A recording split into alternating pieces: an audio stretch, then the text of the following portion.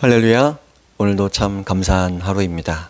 제가 있는 이곳과 여러분 계신 그곳에 성령님 함께 계심을 믿고 감사를 드립니다. 오늘은 성령님과 함께 시리즈 가족들과 함께 음성 듣기 어떤 내용일지 짐작이 가실 겁니다. 종종 오늘 나누고자 하는 주제들 부흥회 때나 또 목회자나 성도님들 세미나 때, 또 지금도 정기 모임 세미나 때, 또 신학생들 모임에서도, 또 신학교 강의에서도 특강처럼 또 커리큘럼에 넣어서 강의를 하고 있습니다. 음성 듣기에 대해서 상담을 많이 하게 되는데요. 그 중에 하나가 오늘 나누려고 하는 주제에 있습니다. 먼저 말씀을 좀 한번 같이 읽었으면 좋겠습니다. 참 중요한 말씀인데요. 본문 말씀 빌립보서 2장 13절 14절 말씀입니다. 너무나 잘 아시는 말씀인데요. 함께 읽겠습니다. 너희 안에서 행하시는 이는 하나님이시니 자기의 기쁘신 뜻을 위하여 너희에게 소원을 두고 행하게 하시나니 모든 일을 원망과 시비가 없이 하라. 아멘. 가족들과 함께 응답과 확증, 함께 인도하심을 받을 때 참 중요한 시금석이 되는 말씀이기도 합니다. 우리가 어떤 하나님의 인도하심을 잘 받고 하나님 기뻐하시는 선택을 결정해야 할 때가 있습니다. 그래서 종종 그런 종류의 인도하심을 우리는 음성 듣기 영역으로 표현합니다. 그런데 이제 응답이나 감동, 또 세미한 음성을 들은 것 같아서 어떤 선택을 하실 때요, 그게 나 혼자 영향을 받는 일입니까? 그렇다면 그냥 혼자 지속적으로 예배드리고 말씀과 기도 생활 가운데 성령님의 어떤 세미하신 감동에 이렇게 귀 기울이시고 마음에 확신이 생기시면 결정하면 됩니다. 용기 내서 선택하면 됩니다. 오늘 말씀처럼 하나님의 기쁘신 뜻을 위해 우리 안에 소원을 두고 행하게 하신다 하셨잖아요. 예배드릴수록, 말씀 앞에 기도로 머물수록, 성령님과 교제 나눌수록 내가 만들어낼 수 없는 거룩한 소원이 반복해서 올라온다면 하나님께서 우리를 통해 무언가 펼쳐내시기 원하시는 뜻일 수 있어요. 그래서 저는 이 거룩한 소원도 아주 중요한 음성의 한 종류다라고 종종 말씀을 드립니다. 종종 상담하는 영역. 이 결정을 하면 가족들 전체가 영향받는 그런 일이 있어요. 꼭 가족만이 아니죠. 직장에서도 내가 리더라면, 내가 상급자라면 나의 결정에 따라 우리 부서가 영향을 받을 수 있어요. 저는 또 목사로서 기도해보고 성도님들과 함께 기도하면서 또 의논하면서도 결정하는데, 근데 저의 결정에 따라 성도님들이 좋은 영향, 좋은 결과, 혹은 생각보다 조금 불편한 결과가 나타날 수도 있잖아요. 일단은 과정에서 우리가 함께 의논하고 인도하심 잘 받으려고 노력했으면 그걸로도 또 충분하긴 해요. 그런데 중요한 건 그 과정에서 영향을 받는, 이 선택을 했을 때 영향받는 분들이 중지가 모아졌느냐, 의견이 모아졌느냐, 서로 합의가 되었느냐, 이건 정말 중요한 문제입니다. 가끔 목회자분들 중에 좀 실수하시는 안타까운 사연을 듣고 상담을 하게도 됩니다. 생각보다 악하게 협박하는 분들이 계세요. 이거 왜 이래? 내가 음성 들었다니까? 내가 하나님 인도하심과 응답을 받았다니까? 하나님 나에게 응답하셨으니까 우리 가족들은 다 따라와야지. 목사인 내가 응답 받았으니까 우리 성도님들은 다 따라오셔야죠. 강요하시는 분들이 계세요. 그거 아닙니다. 심지어 가족이나 성도님들이나 그 조직에서 좀 반대하거나 좀 안 따라주는 것 같은 분들에게 협박하는 분들 계세요. 감히 하나님이 말씀하셨는데, 나에게 들려주셨는데 이거 거절하고 우물쭈물 주저하는 거 하나님의 뜻을 반대하는 거야. 그러니까 하나님께 혼난다. 뭐 이런 뉘앙스로 협박 아닌 협박을 하죠. 저주 아닌 저주를 해요. 진짜 하나님의 인도하심이라면요, 함께 읽은 본문 말씀 14절에 이런 말씀이 있어요. 모든 일을 원망과 시비가 없이 하라. 가족이 함께 응답받아야 하는 일들, 가족이 이걸 선택하면 영향을 받는다, 그런 일들은 가족들이 함께 응답을 받아야 원망과 시비가 없습니다.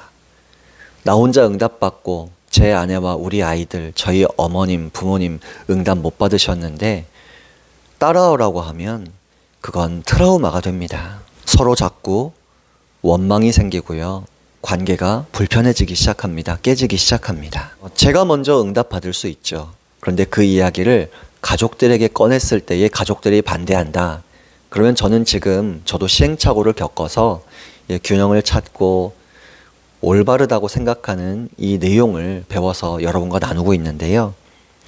가족들이 제가 응답은 받았지만 동의하지 않는다. 그러면 저는 이제는 이렇게 생각합니다. 첫 번째, 하나님의 때가 아직 아니다. 가족들이 동의할 때가 하나님 때다. 제가 하나님의 인도하심 혹은 음성 잘 들었을 수 있어요. 그런데 그게 지금이라는 의미는 아니에요. 하나님의 때가 지금이라는 의미는 아닙니다. 가족들이 동의할 때가 하나님의 때일 수 있어요. 그래서 가족들이 아직 동의하지 않고 원망이 있고 시비거리가 있다면 하나님께서 기다려라 하시는 확실한 음성이다. 이렇게 우리가 생각하시면 좋습니다. 기다리라는 확실한 음성이 바로 가족들의 반대입니다. 조급함을 내려놓아야 돼요. 그런데 복음을 전하는 거, 어려운 사람들을 나 개인적 재량으로 도울 수 있는 영역들을 가족들이 반대하는 건 좀 진지하게 고민을 해보고 기도해 볼 필요는 있겠죠. 두 번째, 가족들이 동의하지 않을 때 전 두 번째로 이런 생각을 합니다. 우리 모두 사람이라서 실수했다. 즉 내가 인도하심을 잘못 받았다. 혹은 내가 음성을 잘못 들었다. 아무리 지속적으로 함께 기도해 보자고 함께 응답받자고 기도를 해도 가족들이 계속 반대를 한다. 가족들이 동의하지 않는다. 그러면 겸손히 제가 인도하심을 잘못 받았다라고 인정해야 합니다. 그 실수를 고백하고 용서를 구해야 됩니다. 우리 모두 부족한 사람들이니까요. 성령님의 감동, 성령님의 세미한 음성 잘못 받을 수 있어요. 잘못 들을 수 있어요. 나의 욕망이나 나의 욕심이나 나의 생각을 그분의 음성으로 착각할 수 있다고요. 때로는 인도하심을 좀 선명하게 성령님을 통해 전해 주셨어도 제가 그날따라 해석을 잘못할 수도 있어요. 잘못 받아들일 수도 있어요. 그때는 그냥 겸손히 제가 실수한 것 같습니다 하고 하나님 앞에서 돌아보고 다시 선하신 인도하심이 무엇인지 귀를 기울여 보면 좋습니다. 누군가 가족이든 성도님들이든 목사님들이라 할지라도 사람이니 실수할 수 있잖아요. 용서를 구하시면 누구나 실수할 수 있지. 우리가 다 실수하면서 성장하는 거지. 그렇게 너그러운 마음으로 받아주시길 부탁드립니다. 저희 은별이가 5살쯤 또 6살, 7살쯤 자주 있었던 일이에요. 지금 저희 교회에서 한 5분 거리에 이 옆에 골목 주택에 저희가 살 때였어요. 방음 시설이 너무 안 되어 있어서 지나가는 사람이 전화 통화를 짧게 해도 저희 대문을 통해 다 들려요. 벽을 통해 다 들려요. 근데 제가 집회를 마치고 저녁에 집에 들어올 때 문이 안 열렸는데 안방에서부터 뛰어나오면서 아이들이 하는 음성이 들려요. 저희 은별이가 그러더라고요. 후다닥 달려나오는 발자국 소리가 들리면서요. 아빠 오셨다 하고 외치는 거예요. 아빠가 오셨어. 할머니, 엄마, 아빠 오셨어. 저는 문 밖에서 문을 열지 않았는데 어떻게 내가 온 걸 알았지? 신기했죠. 또 기뻐서 문 열자마자 물어봤습니다. 은별아, 아빠가 온 거 어떻게 알았어? 그랬더니 얘가 그래요. 아빠 발자국 소리 듣고 알았지. 저는 잘 모르겠는데 다른 사람들 발자국 소리와 제 발자국 소리가 다른가 봐요. 또 하루는 할머니 오셨어 하고 아이들이 뛰어나가더라고요. 발자국을 알아맞추더라고요. 참 신기하고 놀라운 경험이었습니다. 그런데 또 하루는 제가 또 집회에 갔다가 밤에 조금 늦게 들어가는 날이었는데 아이들이 또 제 발자국 소리를 맞출 수 있을 것 같았어요. 그래서 더 잘 맞추라고 좀 발자국 소리를 집 앞에 갔을 때 조금 크게 냈어요. 근데 안방에서부터 달려 나오면서 이러더라고요. 할머니 오셨다. 할머니 오셨네. 제가 실망했을까요? 별로 실망하지 않았어요. 다만 문 열면서 이랬죠. 할머니가 아니라 아빠 왔는데. 그랬더니 은별이가 그래요. 할머니가 아니네. 아니면 말고 하고 돌아서 들어가더라고요. 좀 틀리면 어때요? 틀려도 괜찮아요.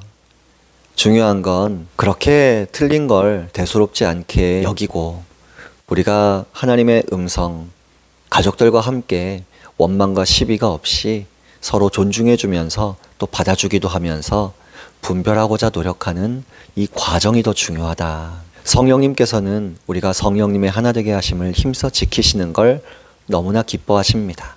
그 힘써 지킬 때 우리 서로가 실수하는 걸 용납하고 받아주는 것까지 말씀하시는 겁니다. 우리 가족 가운데 누가 기도하다가 음성을 들은 것 같은데 그 음성을 이야기했다가 틀릴 수도 있어요. 어떤 이미지나 그림을 환상처럼 본 것 같은데 그 잘못 봤을 수도 있어요.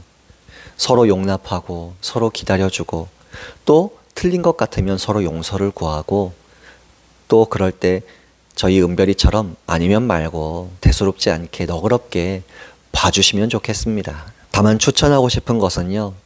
음성을 듣는 것보다 더 중요한 것이 음성을 전달해 주시는 성령님과의 인격적 관계입니다. 성령님을 존중해 드리고자 말을 자꾸 거시고 개인의 삶, 또 가족들, 교회 공동체, 여러분 일터에서도 성령님의 인도하심을 좀 자연스럽게 받을 수 있는 그런 평소에 더 중요한 걸 추구하시면 좋겠습니다. 그리고 그분의 음성이 들릴 때도 있고 안 들릴 때도 있는데 그런 거에 개의치 마시고 존중해 드리는 행위 자체가 성령님께 기쁨이 된다는 것, 그것에 주목하시면 좋겠습니다. 이렇게 중요한 친밀한 교제, 창조의 목적을 성령님과의 관계에서 중요하게 여기시다 보면 자연스럽게 성령님의 선하신 인도하심, 합력하여 선을 이루시는 은혜, 세미한 음성, 다양한 감동, 은사적 체험도 저와 여러분의 일상의 삶에 자연스럽게 경험되게 해주실 것이라 확신합니다.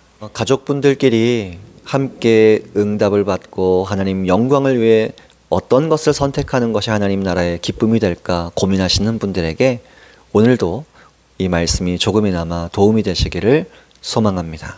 성령님과 함께 행복한 시간 보내시길 축복합니다. 수고하셨습니다. 할렐루야.